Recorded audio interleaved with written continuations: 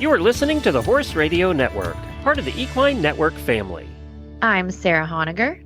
And I'm Christy Landwehr, and you're listening to this special monthly NRHA episode of Horses in the Morning on the Horse Radio Network for this Thursday, January the 11th, 2024. Good morning, Horse World.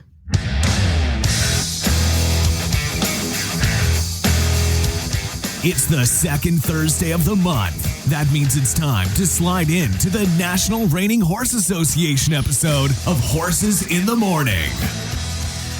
So, Sarah, can you believe that it is 2024? No, I think every year it just goes faster and faster, and I'm not quite sure how that's possible, but it never ceases to amaze me. Unbelievable. I know. And we don't really check right anymore. So at least I don't have to worry about messing that up. But even doing other things, I'm like, wow, 24 always is strange. Yes. Very, very strange. It is. I've already had to write a check for my farrier. Oh, there you go. So you already had to do it. Yeah. One and done. So do you have New Year's resolutions? Do you play that game? I used to play the game every single year, and I tended to disappoint myself. So, I try not to put too much pressure on the game other than maybe waking up and drinking some water before coffee. I think that's something small that I surely can do for the next year. What about you? That is a great idea. I'm going to add that one to my list. No, I'm one of these crazy people that every year is like, I'm going to go to the gym more. And, by like February 1st, I'm like, not so much. So I'm making it easier this year. I'm just going to literally go out and hang out with my horses. Notice I did not even say ride them. Hang out with them more. Just be a part. They're in my backyard. I mean, come on now. I don't even board them anywhere. I don't even have to get in the car. And I just tend to be like, oh, it's cold out there. And I'll just feed them really quick and come in. But no, I got to do more with them. And I do teach lessons on them. But, when I do that, it's work, right? So I just need to hang out with them and just be. So that is what I'm going to do. I love that. Well, if you're adding my resolution, I might go ahead and add yours to mine because that one's a pretty good one too. Yes, I think your horse will appreciate seeing you more. Yeah, I love that. Well, speaking of things we're looking forward to in 2024, we have some pretty fun NRHA work trips that are already planned. And one of the most exciting ones I think that's coming up that I'm looking forward to actually is our winter meeting. It's going to be in Oklahoma City at the Omni Hotel. And for anyone listening, it's wide open. I mean, certainly to vote on things and what have you, you need to be an NRHA member, but we just invite people to come.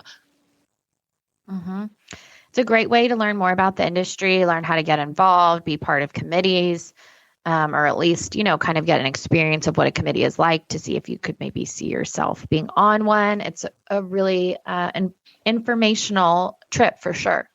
And what I enjoyed, I think, Sarah, so much last year was we had the judges actually go through our Futurity runs of 2022 and analyze them step by step in regards to each maneuver and how the judges scored each maneuver. And I thought that was so incredibly educational. Yes, that is one of my favorite parts too. It's really, really nice. And it's a really just open, transparent discussion, which I think is a really unique opportunity for sure. And I know we're doing that again this year. I saw that on the schedule, which will be really good. But it is really good just to come and just be a fly on the wall, find out more about reining, find out more about what it all means. And then in March, boy, is there an event coming up in Texas. Do you want to share a little bit more about the American Performance Horsemen?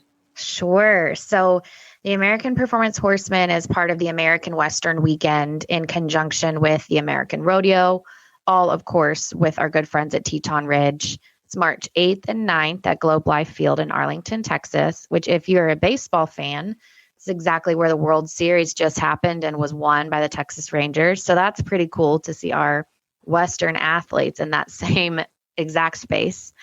I think that's a really fun part. And the top 5 of NRHA's most accomplished riders will be competing in the reining and then also on teams for prize money. And those were just announced today, actually. So this is hot off the press. But if you decide to go to this event, you will get to see Andrea Fapani, Brian Bell, Casey Deary, Cade McCutcheon, and Jason Van Landingham. It's going to be awesome. And speaking of Brian Bell, he's actually one of our guests today. Do you want to explain a little bit more about what we're going to chat about today? Yes, I would love to. So we will get to hear from our 2023 NRHA Futurity winners. So you have Brian Bell, which is NRHA professional. He won our level 4 open. And then we'll also get to hear from Lane Colston, who won the non-pro. And the cool thing is it was their very first Futurity win for both of them. This is the largest reining competition in the world. It has nearly $3 million in prize money. And it's really what we like to call our Super Bowl. So it's absolutely major and it's really exciting for both of these guys. And it takes place in Oklahoma City every year in November. So it just recently happened. So we're really excited to chat with them today. And going back to the winter meeting really quick, the best days to come to that are going to be February 5th and 6th. And it's again in Oklahoma City at the Omni Hotel. And you can go on our website at NRHA.com and then it's /winter meeting and find out more about that. And the schedule is printed there too. And how can people find out more about the American Performance Horsemen, Sarah?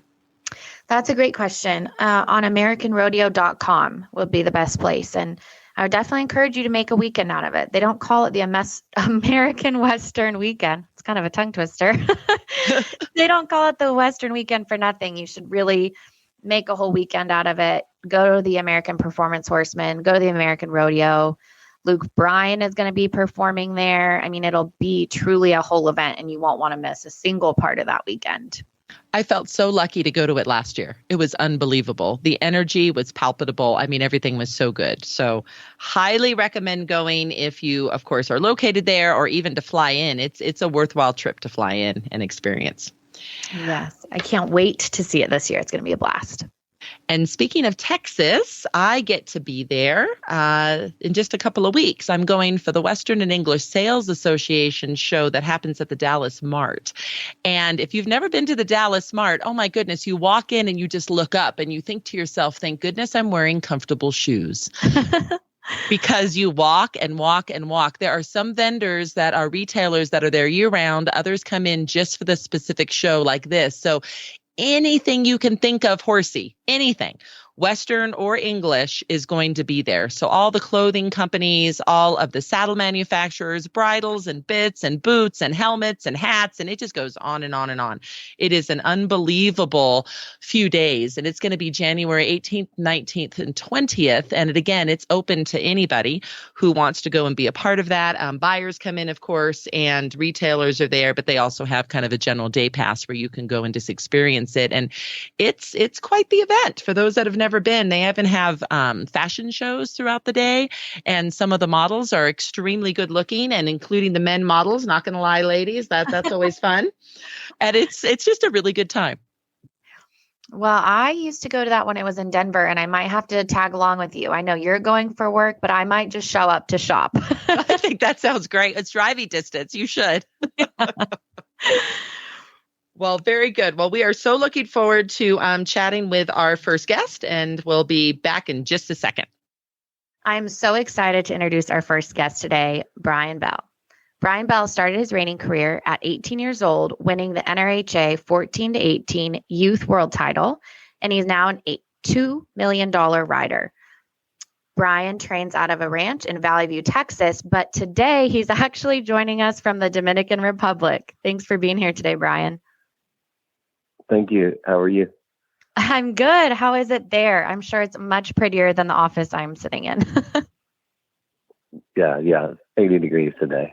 Well, I hope you're enjoying some well-deserved time off. You just came off of winning the NRHA Futurity, the first time ever on an undefeated mare. Tell us a little bit about Crystallized Whiskey. We got her when she was like in June of her yearling year, and Wallace Wood, the guy that owns her, he, I brought her home. I wanted to turn her out in the pasture with the other babies, and he said, "I don't want you to turn her out. I want you to teach her how to go on the walker, pony beside the golf cart like the 2-year-olds do, and treat her like a show horse until it comes time to ride her." And so that's how it started with her. And so then by the time we came along to ride her, she didn't really care about anything because she had been exposed to so much before. Well, it definitely showed. You've showed her multiple times this year, undefeated at all of them, which is pretty unheard of for those who are not in our industry. So what kind of expectations did you have going into the Futurity with this mare after the year you had? She had showed so strong in her first two Futurities. In Florida, I marked a 2:25.5 and then a 2:24.5. And so I had, a lot of expectation that she would do good. And I had a little mistake in the first go around. And so then she won the second go around, and I think was maybe the only open horse that her score went higher in the second go around than the first go around. And Brian, you have been second at the Futurity multiple times. How does it feel to finally get it? And then the whole thing with the runoff, just tell us how you were feeling at that exact moment. What all happened? And not everyone listening knows exactly how a runoff works or any of that. You're kind of, a lot of our listeners are maybe even brand new to reining. So if you want to kind of explain how all that felt and what it was all about, that would be great. It was a really cool experience.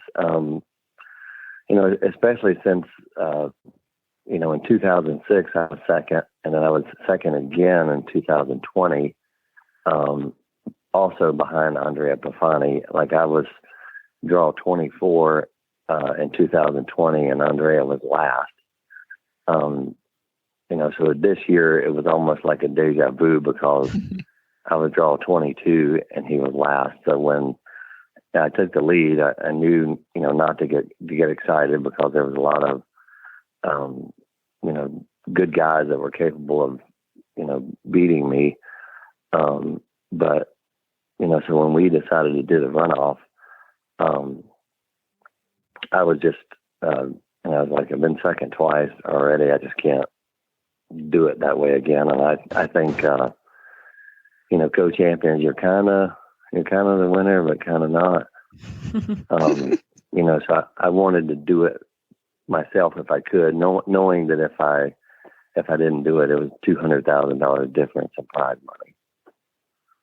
And that's just the prize money. Then you have to flip for the diamond ring. You have to flip for the trailer. You have to flip for all the other things, right? So going for it is pretty cool, Brian. I'm excited that you guys did that. And from my perspective as staff and also, a spectator of the sport, you made it a very exciting evening. It was not dull. Yeah, and I was blown away with all the stuff that went along with being first at the Futurity that I didn't know about. When I did some of the interviews and I get on my horse and I'm like, wow, those are real roses around their neck. Normally I like some of the smaller shows, there's nylon roses around their neck, and and then I'm in the middle of the arena and Odin is measuring my finger for a ring, and I said, don't you give those to the owner? And he goes, yeah, I make the owner one and I make you one too. And I just always thought it was for the owner. So I was blown away with all the extra stuff that came along with it. Yes, and Oded from MS Diamonds, he's awesome like that because it's just as important, the rider and owner relationship, right? Both of those are so important. So tell us a little bit, what did your family think? What was their reaction? What was Wallace's reaction as owner? How did all that go when it happened? We were actually out back and we were trying to decide whether to run off or not. And I'm, having a hard time deciding, and Wallace pats me on the back and says, Brian, you don't have to do this if you don't want to. And I kind of looked at him and I looked at my horse, and my horse was looking at me like a Disney movie or something. And I said, this horse can do it again. Let's do it. And it was pretty cool because Sean Flaherty and Jason Van Lanningham came over to, make sure I knew how much time I had. And Jason started clearing the outside warm-up arena. And Sean Flaherty went across the street with me to just help me keep track of time of the 45 minutes that we have. to get our horses ready. And I thought that was pretty cool. The two guys that I had just beaten, they said, well, look, we can't win it, so let's go help you win it. Awesome. And Wallace is a very, quiet person. And, he said in the 2 days that he was there, he had his picture taken more and at the Futurity than he had in 20 years. And my family was, I think they were blown away because they know how hard we work to try to win the Futurity and try to win, every show that we go to. And the Futurity, I think, is the hardest one to win. And so when you finally do that, the amount of emotions that go crazy, you just, you're not really prepared for them, which was cool. Well, it was, being at the back gate, it was so emotional seeing, you come out of the arena and your wife, Nike, and your parents, and you'll see a surprise at the end of the Reining magazine in January that I think you'll love. It's just the most beautiful photo of all of that emotion. It was just the neatest night to watch. Yeah, my dad, there's a video of my dad and Nike and Carol there, in the stands cheering. And, if you didn't know what they were cheering for, you would almost think they were, at a basketball game or something. I mean, they're going crazy. And my dad and Nike and Carol, they were all crying. And, other people in the stands are videoing them. And I was like, I didn't know you guys went so crazy up in the stands like they do. The part that I loved too, I loved when all the hats flew in the air, right? You threw your hat in the air, and then a bunch of other people from the stands threw their hats in the ring. That was awesome. Yeah, I've got to work on my hat throw, though. My hat throw wasn't very good. Got to practice that. Have that be part of your training now. I got to work on that for sure. Well, Ryan, I really loved, you talking about your mare Disco. She obviously is so special, but I think your relationship with her and obviously plays such a huge part of it. But hearing you talk about going into a runoff and knowing what she'd been through during the year and how strong she showed, I really have loved hearing you talk about the strategy of that run and of you showing her. Would you mind telling our listeners a little bit about that too?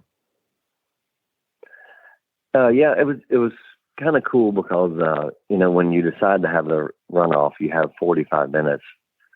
The clock starts, and you got to do the runoff within 45 minutes. And so I took Disco across the street, and I load, in the gate and down to the other end of the arena, and walked back to the middle, stood there for a second, and I think I lived 3 circles one direction. And then, I decided that, this horse is tuned up. She doesn't need any extra anything. And I decided that, if anything, I would need to make sure my horse had plenty of air to be able to run and, do it again. And then going back in there for the runoff, where most people get in trouble in a runoff is they try to do more than their horse can do. And, my strategy going in was to do the exact same run. Don't make a mistake. Don't give them an opportunity to let Andrea win.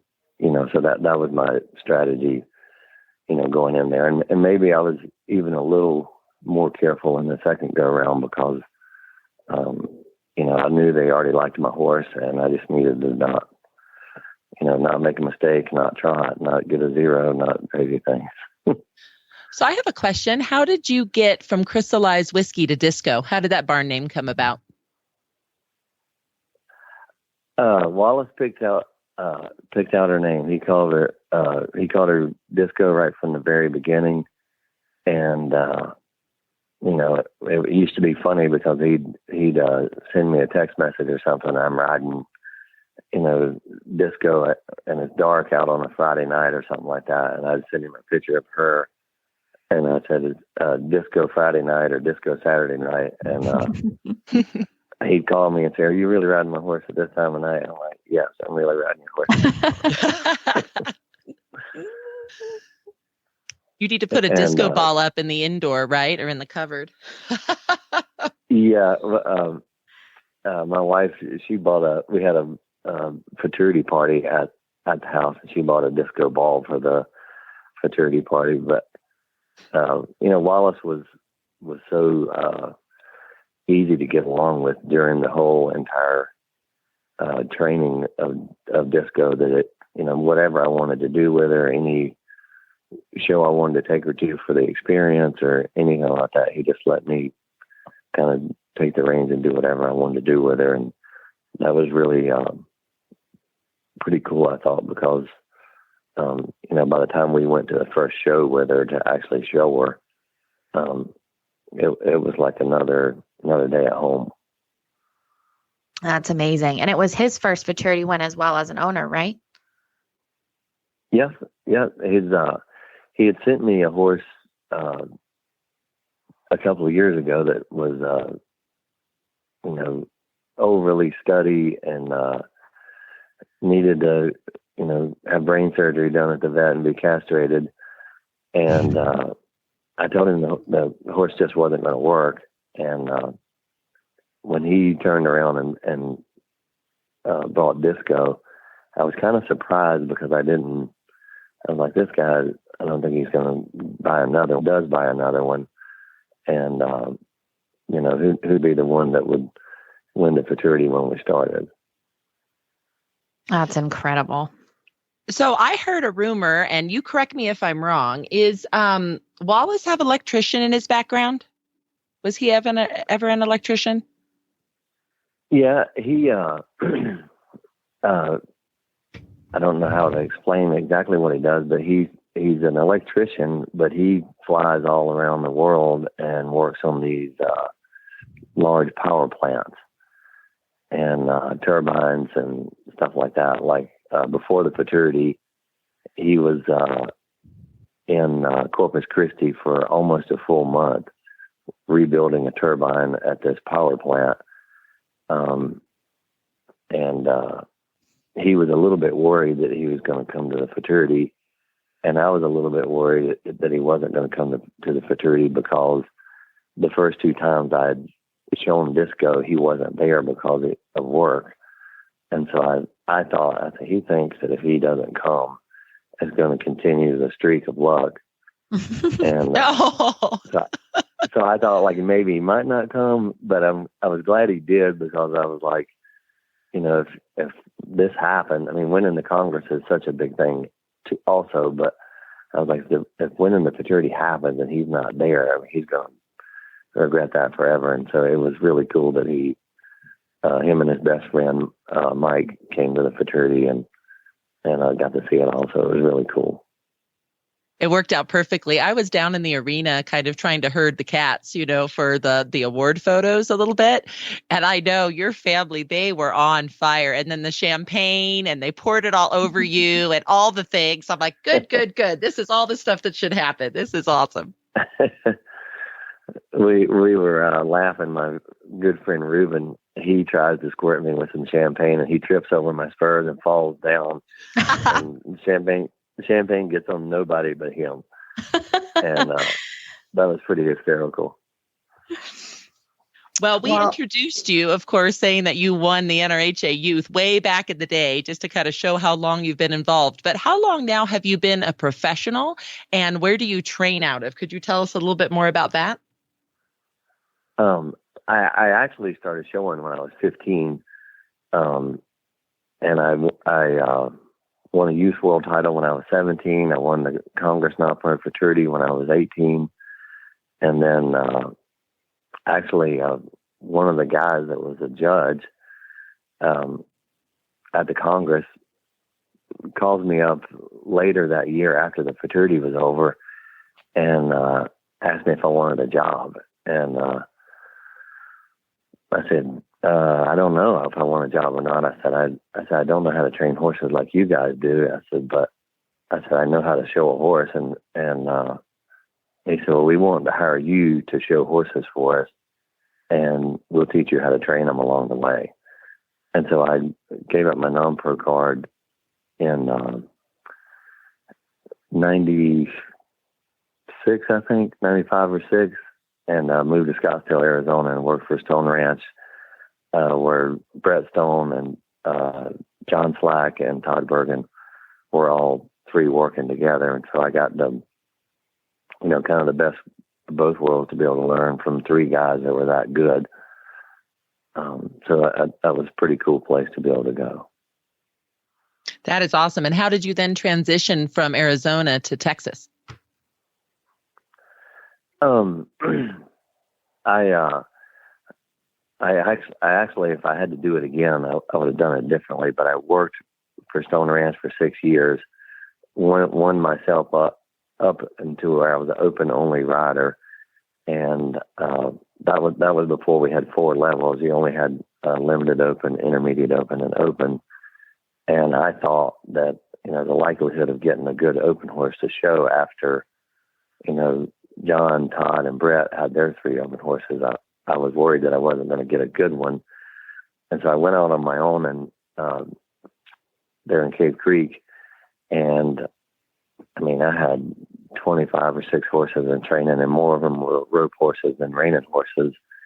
And decided to move back home to North Carolina. And I opened up a business there and won 6 world titles while I was there. And then decided to move out to Texas, and I think Texas is the place to be if you want to be in the horse business. That was my main motivation for being here, and every weekend you show against a guy that can win the Futurity, and so I think it helps you be better when you show against the guys every weekend. That is very true. And so now that you have reached this pinnacle, what are your goals for the future? What comes next, Brian? We're excited to go to the American, and then as usual, any of us, once we win anything like that, I hope to win the Futurity again. But for Disco, we're going to try to pick and choose what shows she goes to next year, and maybe show her, 3 or 4 times throughout the year. I'd like to show her in some of the events that have the 4-year-old events that run along with it. So she doesn't have to try to compete against, the 5, 6, and 7-year-olds. So that's our main goal with her. But, we have a bunch of good Derby horses, and so we'll try to hit all the stuff and win as much as we can. Well, I'm excited to watch you compete at the American. I know it'll be such a great event, and I so look forward to hearing what horse you choose and getting to see that whole event happen. And I know that as people listen to this podcast and see you there, they're going to be big fans as well and want to get a hold of you. What is the best way for them to reach out to you and get to know Brian Bell a little bit more? They can either go on our website, that's Brian Bell Performance Horses, or they can, my cell phone is always on me at all times. Awesome. Well, Brian, I don't know how many people would take time out of their vacation, especially when, as a reining horse trainer, you don't get much time for that. So the fact that you're calling us from the Dominican is pretty incredible. And we just really appreciate you getting to share a little bit of such a special day with us. Yeah, well, thank you guys so much for the interview. Well, that was just so much fun to relive that night. I was standing in the alleyway watching the runoff with one of our NRHA stewards from Europe, Alessandro D'Azzuto, and he and I were watching this runoff, and we both at one point just looked at each other and said, we are going to talk about this as such a historical moment, this right here that we are watching together. And it was so special. And Brian came out of the arena with tears, and Nike fell to her knees. And it was just the most beautiful thing to watch and such an emotional night. And it was really fun getting to relive it today. Well, it just shows Brian's passion, right? Like he was explaining, he's been doing this since he was 15 years old, and that's been a minute, right? I mean, he has made his lifelong journey doing this reining. And then when he was walking back to his stalls, it was the same thing, just so much more emotion, him also falling to his knees about it, and then just saying, okay, and now it's time to get up and go do a reride, even though I was so excited about my first go and got all the way. Now I'm going to go because I'm going to do a runoff on this tie, right? So it just all those different steps that occurred that night, it was pretty spectacular. Truly, truly a historical night. You know, everyone that's seen multiple futurities, we all kind of talk about how, you know, the stars align at some of them and just the stories that are created on that night and the way that everything just aligns perfectly sometimes. And this one was certainly one for the history books. It was great. And now we have another person who is young still. Not only at heart, but still, Lane is only 20 years old, and we get to talk to him about his journey. We are so excited to have Lane Colston on the show. He has already earned nearly $600,000 in NRHA lifetime earnings at only 20 years of age. He has earned also a level 4 non-pro derby championship, as well as the one we're going to talk about today for the Futurity, and has made many finals at all major events. Lane lives in Frankfort, Kentucky, but that's not where you are today, are you? No, not today. I'm not in Kentucky today. So tell us a little bit more about where you're at and your vacation and what you just finished doing. Well, I'm actually down in the Florida Keys. My parents come down here in the wintertime, and I just got done scuba diving for the afternoon. That is awesome. And was it okay when we called you? I think you told us earlier we had to wait a second because you were popping your ears. That is a first for me with a guest on a show, having to pop their ears before they get interviewed. I thought that was good, Lane.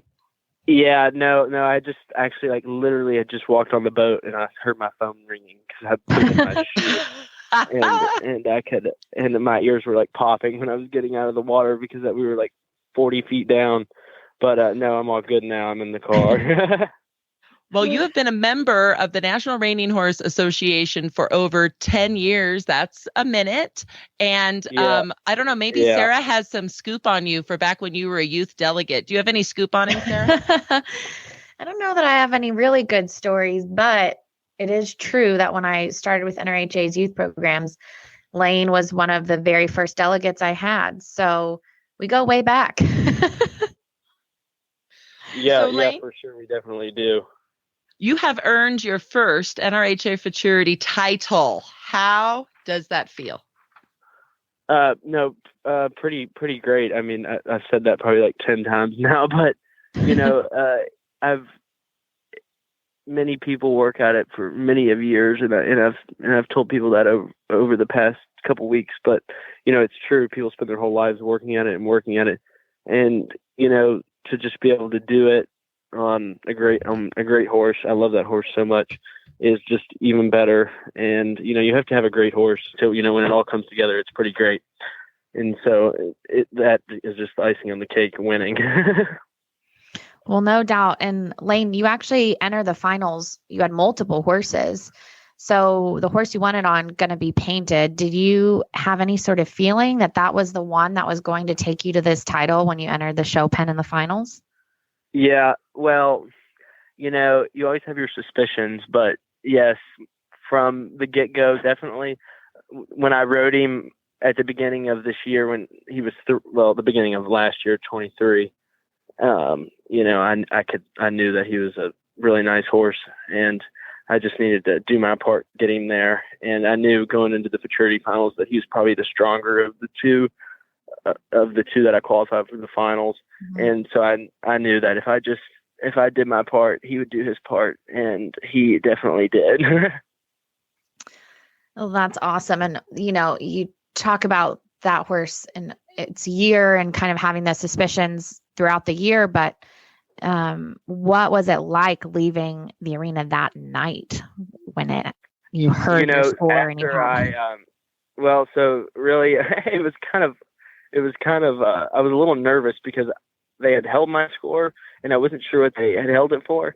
And after I watched my video with my trainer and my parents, I realized that it was because it kind of looked like I had a tricep in my circle, but it didn't. After we watched the video, we were like, "Oh, we're fine, we're good." And then after they announced my score, when we were standing there right in front of the videos, we were so excited. I mean, it was like one of the greatest feelings of the world.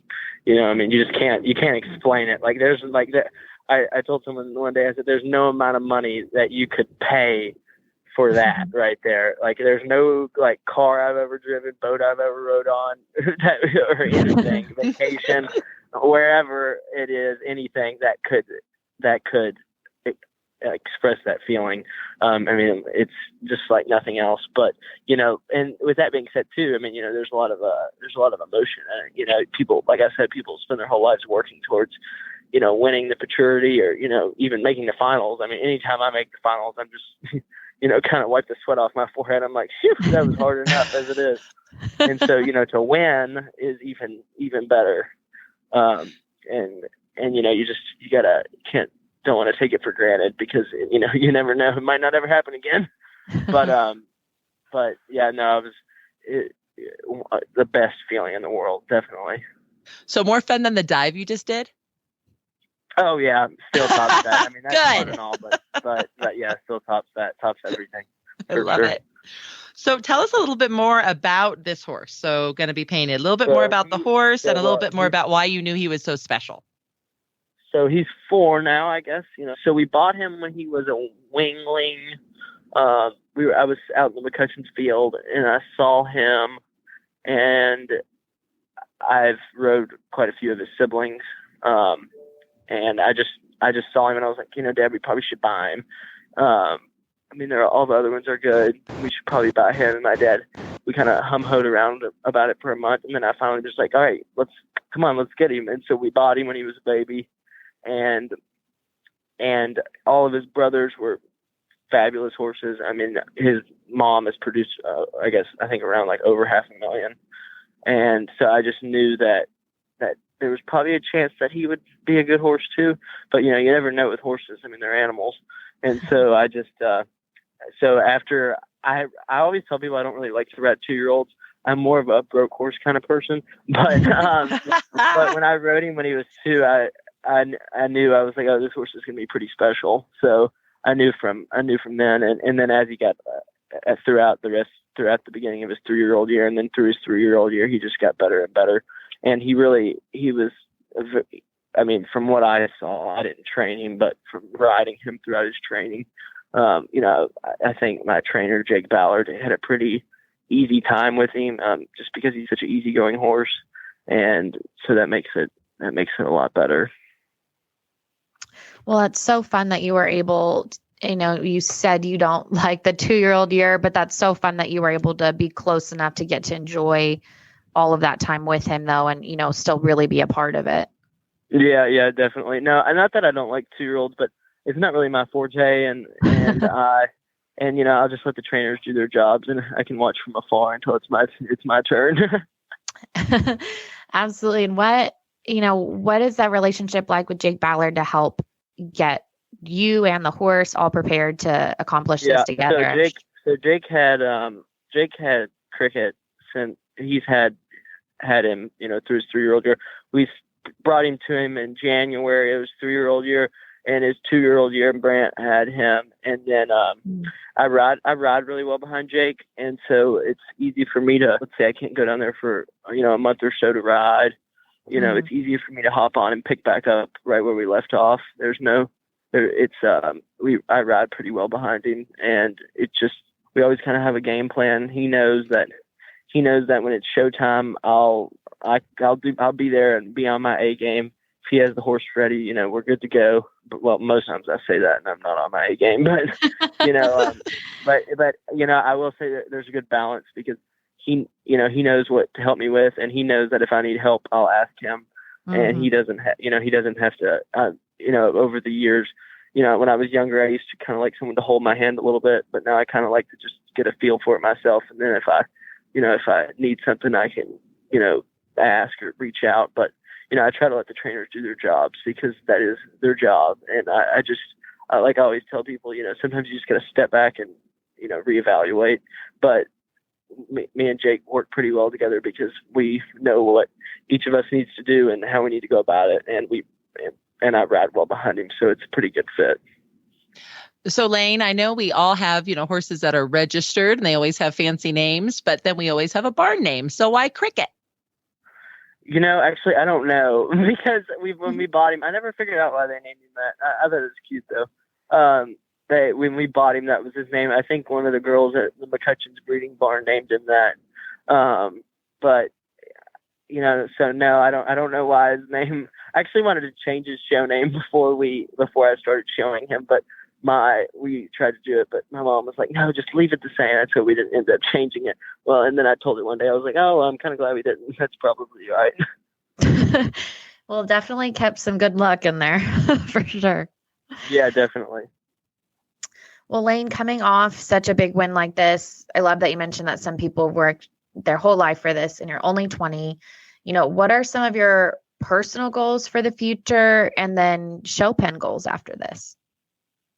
Well, I'd say for as in me and Cricket, together, as a team, I'd like to keep showing him, throughout his Derby years and just see what else we can accomplish.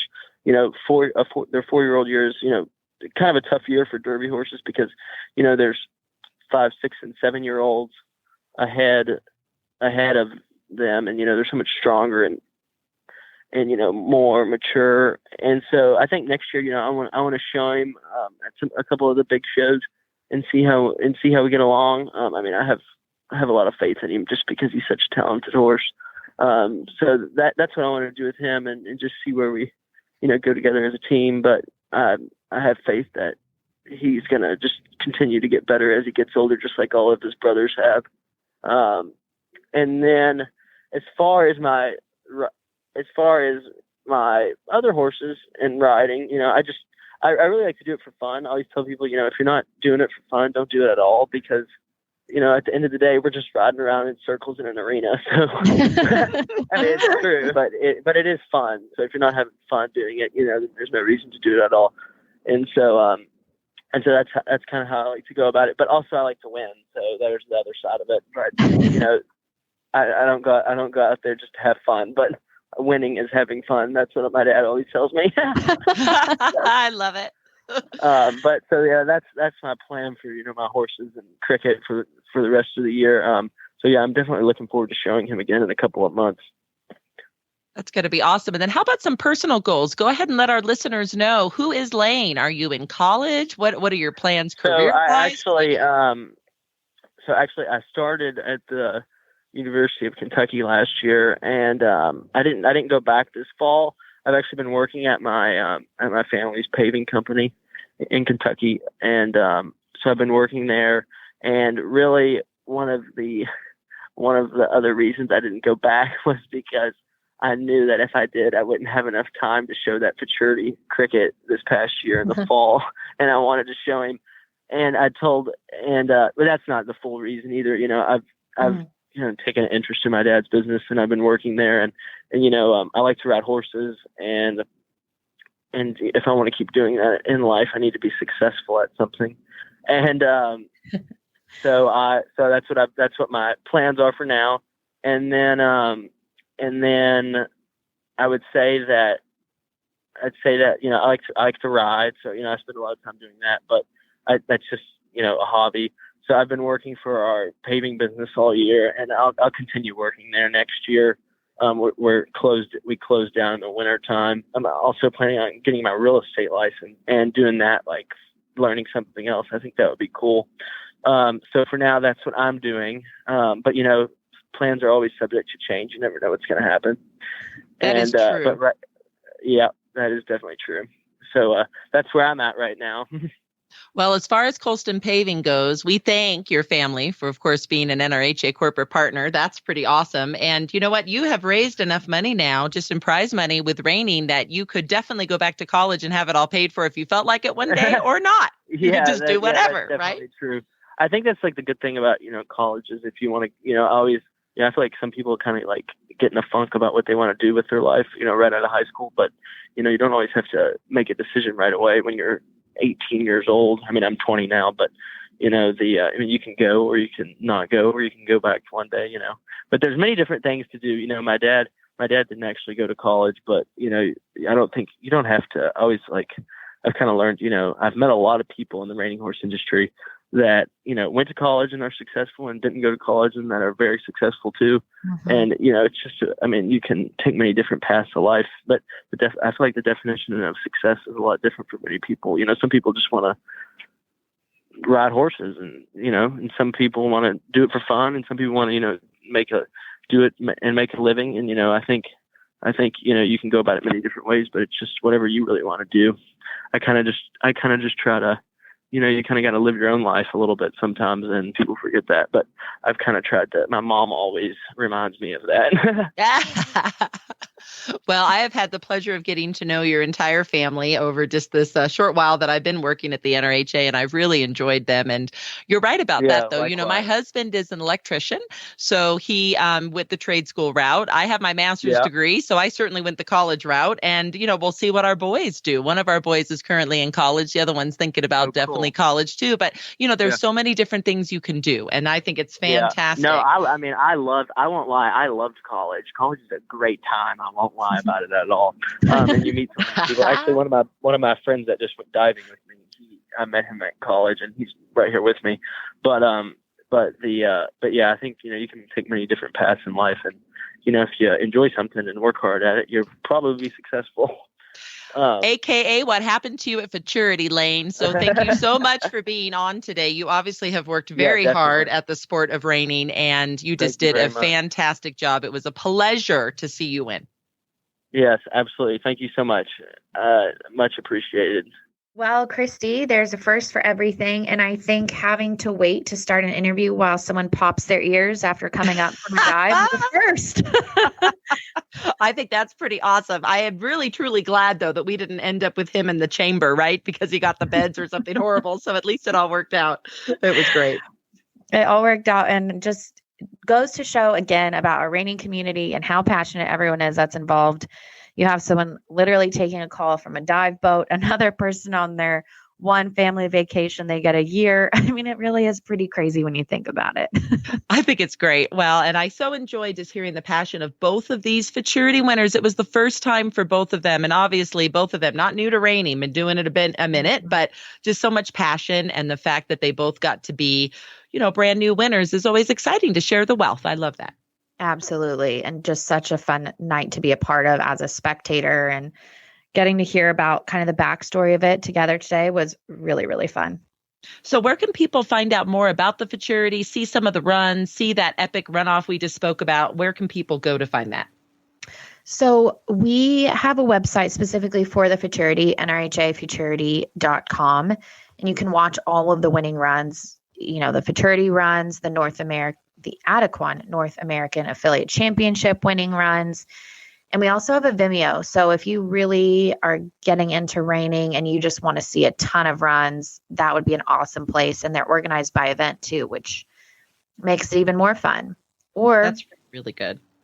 Yeah. Or if someone is listening today and simply just wants to hear more from other reiners, you can also go to nrha.com/podcast to listen to all of our past podcasts so far. We have NRHA judges, NRHA stewards, past Futurity winners, all kinds of different folks that we've had on so far. And we have so enjoyed doing this podcast for you. This reining podcast has been something that has been such a joy for me personally. I really enjoyed it. I love getting to know our members in a deeper, more relaxed way like this, because when they're at the competitions, right, they're working hard, and we get them on their days off and on vacation when we do the podcast, which is great. It really is. It's been so much fun, and I'm really, really glad we got to do this one today, especially. So everyone that's listening, now it's your turn to go out and have the slide of your life.